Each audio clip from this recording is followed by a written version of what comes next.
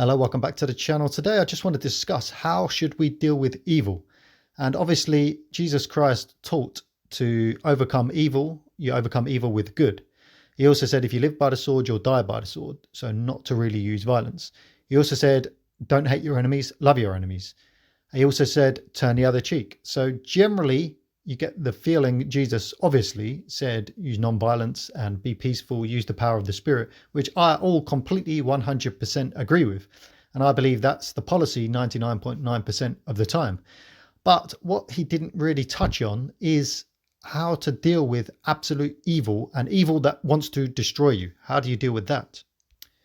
And obviously you can use the power of the Spirit and all that stuff and good, but what do you deal or how do you deal with absolute evil, such as ISIS, such as Islamists, such as this satanic, somewhat progressive agenda we all know that's going on in the world today, which is not so much killing us, but it's destroying spirits, abusing young children, corrupting them, all this stuff that's going on.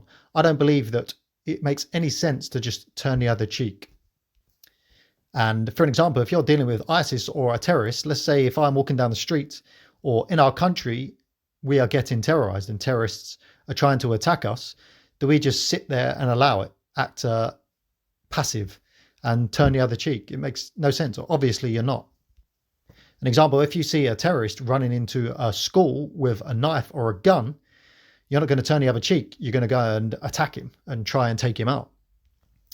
And that's the point where I slightly struggled with in terms of how do we deal with pure evil that's set out to destroy.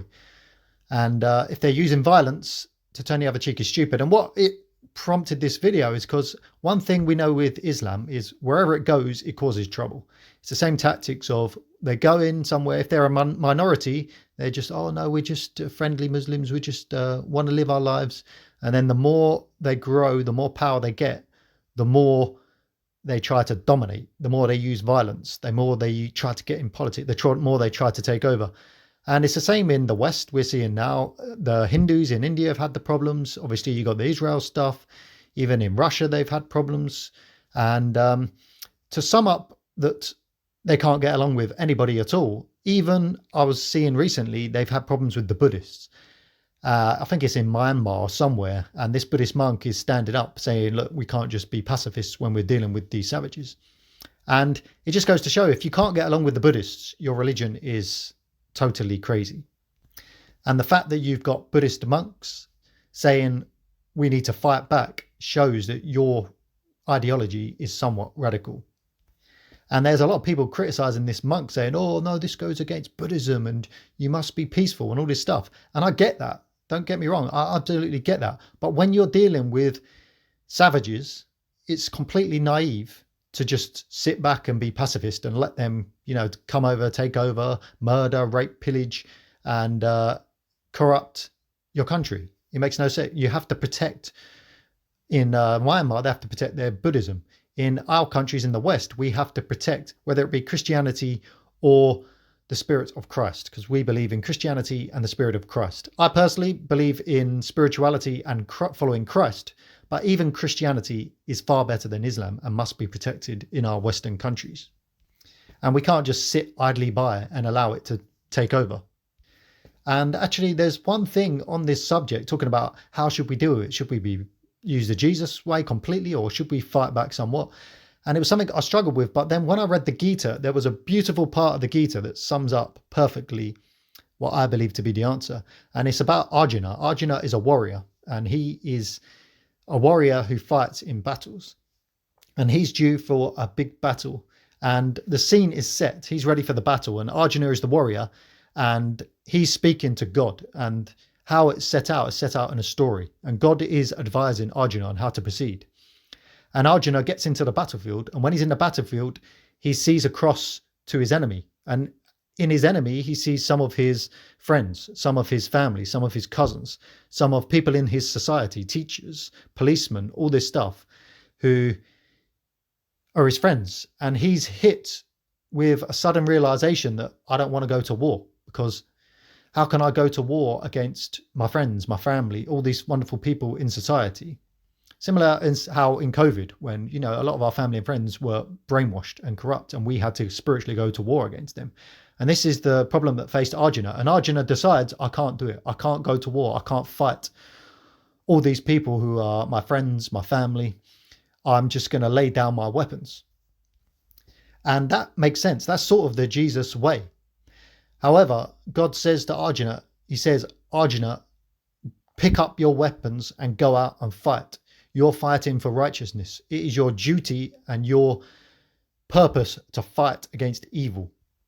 And God says to him, you know, this world is transient. What matters is the spirit and doing what's right. He says, it's your duty and your service to go out and fight against these people, because it's a spiritual duty. And even though you may have to fight and kill these people in the flesh, you're doing it and you're fighting for good, and you're fighting for the spirit, and you're fighting for something beyond this world. And whilst you may want to lay down your weapons because you have worldly duties, or you feel you have worldly loyalties, your ultimate loyalty is to fight for the spirit of good against evil. And when I heard that, it was like a light bulb going off, and like, that makes sense. We do have a duty to fight. So if we've got a bunch of radical Muslims trying to take over our countries, then we can't take the pacifist route. We have a moral and spiritual duty to stand up for what's right. And obviously we use zero violence if possible. But as I said, like the terrorist analogy, if someone's going in to shoot up a load of children, then we will fight, and we will, if we have to, kill them to protect good. That is the way I see it, and that makes sense to me. And I want to know, anybody who sees this video or follows me who's spiritually wise as well, because quite a few people are, let me know how you feel we should deal with it, because it's something, as I say, I struggle with. I don't claim that I'm speaking absolute truths. I'm just discussing my thoughts on these subjects.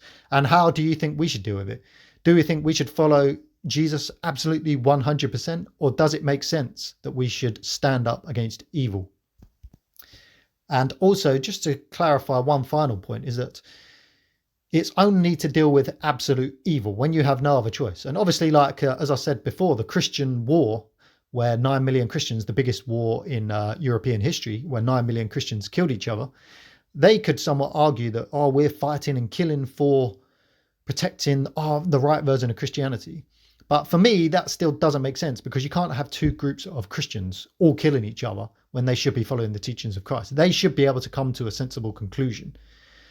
But it's more dealing with alternate ideologies and evil that goes against the spirit of Christ and the spirit of truth and the spirit of God.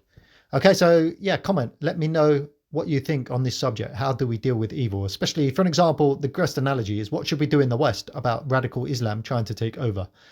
Should we absolutely stand up and fight no matter what? Okay, so let me know. If you're new to the channel, subscribe. As I said, comment below, like the video if you like it. And God bless everyone for now. Goodbye.